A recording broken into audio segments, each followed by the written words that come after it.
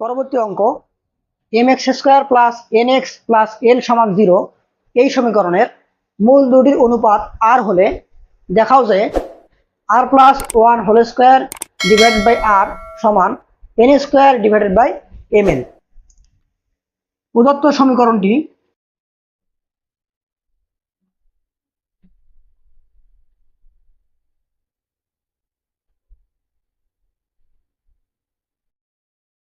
mx²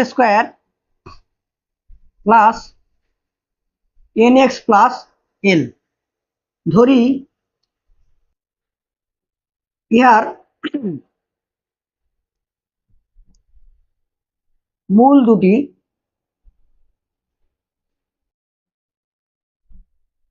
alpha কমা beta. এখন মূল ও সহগের সম্পর্ক হতে পাই মূল ও সহগের সম্পর্ক হতে পাই মূল দুটির যোগফল আলফা প্লাস বিটা সমান মাইনাস বি বাই এ, তাহলে মাইনাস এন বাই এম এবং আলফা বিটা সমান সি বাই এ। তাহলে এখানে সি কত? সি হলো এল বাই এ হলো এম। তো আমাদের বলছে মূল দুটির অনুপাত আর, তাহলে প্রশ্নানুযায়ী প্রশ্ন মতে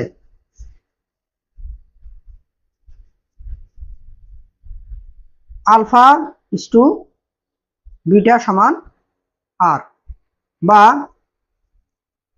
আলফা বাই বিটা এই অনুপাতের মান বলছে আর।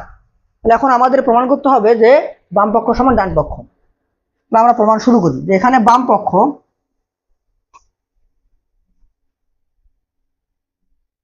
সমান R plus 1 whole square divided by R. তো আমরা আর এর যে মানটা এখানে সুন্দর করে বসাই দিই।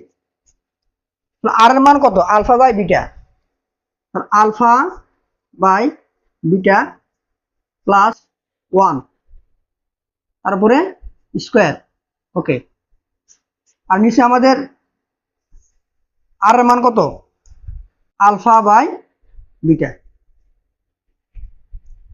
তো আমরা এটাকে লসাগু করি, তাহলে বিটা লসাগু করলে উপরে কত হবে? আলফা প্লাস বিটা, আর নিচে আমাদের বিটা তারপর স্কয়ার। ওকে, আর যদি এটা আমরা ভাগটাকে গুণ করে দেই তাহলে হবে বিটা বাই আলফা।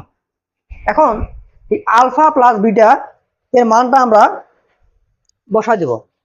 এটাকে আমরা একটু ভেঙে লিখি, দেখে লেখা যাবে যে alpha plus beta whole square by beta square into beta by alpha.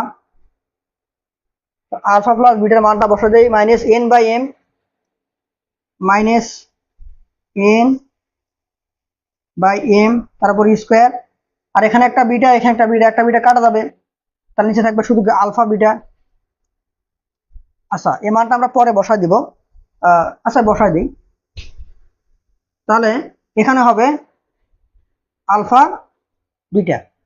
আমরা এটাকে আরেকটু ক্যালকুলেশন করি, তাহলে আমরা এখানে লিখতে পারি যে বা না, এখানে সমান দিতে হবে যে minus N by M square. আর এই যে আলফা বিটা এই মানটা আমরা এখন বসাই দিই। আলফা বিটার মান কত? L by M, L divided by M. আমরা এখন এটাকে ক্যালকুলেশন করি, তাহলে এটাকে লেখা যাবে যে এন বাই এম বা N square by M square into M by L. আমরা গুণ দিয়ে দিলাম, গুণ দিলে ভাগটা কি হবে? উল্টে যাবে, উপর হবে এম নিচে হবে এল। ওকে, তাহলে আমরা এখান থেকে কি পাইলাম, তাহলে এখানে দুটো এম আছে, উপরে একটা এম কাটা যাবে, তাহলে উপরে থাকবে কি শুধু এন স্কোয়ার, এন স্কোয়ার, আর নিচে কি থাকবে শুধু এম আর এল। তাহলে আমাদের কিন্তু ডান পক্ষ তাই আছে, তা আমরা এখানে লিখতে পারবো যে ডান পক্ষ সমান ডান পক্ষ। আমরা প্রমাণ করে ফেললাম, এটা প্রমাণিত।